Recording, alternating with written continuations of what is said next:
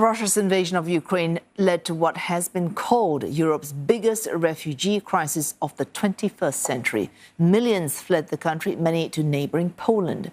CNA's Lim Yun Suk was in Warsaw to find out how Ukrainians are adapting to life outside their country 2 years into the war. Close to half of the Ukrainian children who fled to Poland attend local schools, like this one in Warsaw. Here, they get to pick up the language, meet other children, and understand Polish culture. На початку було дуже складно, бо я не знала взагалі польської. А потім, коли почала її вчити, практикуватися, то легше стало. І коли почала спілкуватися з поляками, вчителями на польській, то дуже легко.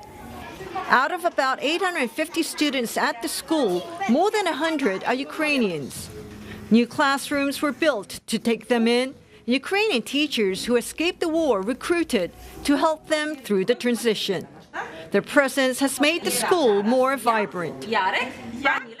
So they made a real big impact on the school. We wanted to integrate these kids both ways. I mean, Polish with Ukrainians, Ukrainians with Polish.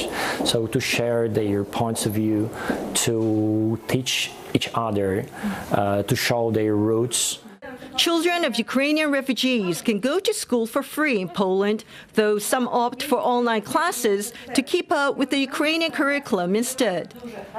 Since the invasion 2 years ago, more than 6 million refugees have fled abroad.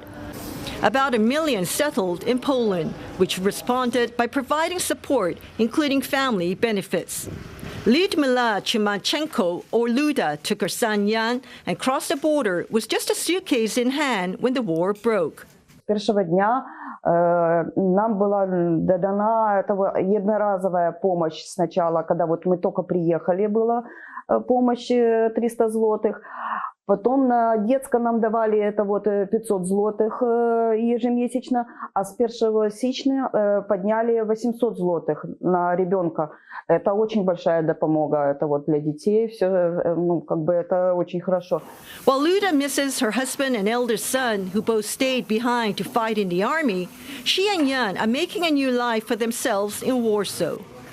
They have been living with their Polish host for nearly 2 years now. Luda helps out with household chores, and they are welcome to stay for as long as they need. Я в Украине была помощником воспитателя. Я бы хотела тоже остаться на той профессии, только в Польше. Но для этого надо учить польский. Польская громада делает школы специальные для таких, как я, в возрасте женщины, чтобы мы находили профессии и давали, поднимали свою professionalism. Surrounded by warmth here in Poland, the mother and son's desire to go back home is slowly ebbing.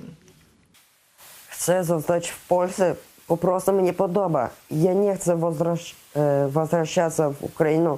Po prostu ja nie chcę zobaczyć, czy budynki, domy rozruszone, одиноkie.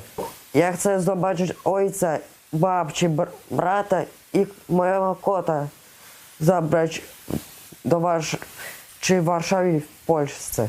But Poland's resources are being stretched thin. Here at this refugee center in Warsaw city center, the queues seeking help are long and donations increasingly scarce as the war drags on. Elderly Ukrainians who cannot find jobs find themselves in limbo. If you have 65 plus years, you don't know language, you cannot work here.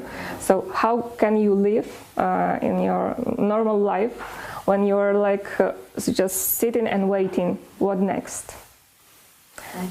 All those people hoping to come back, but a lot of them lost everything, like home. At the start of the war 2 years ago, Ukrainians fleeing Russia's attack were welcomed here with open arms. With no signs of the war ending soon, Poland's capacity to sustain aid for refugees is under strain, with Ukrainians needing housing, jobs, and education. Lim Yun Suk, CNA, Warsaw.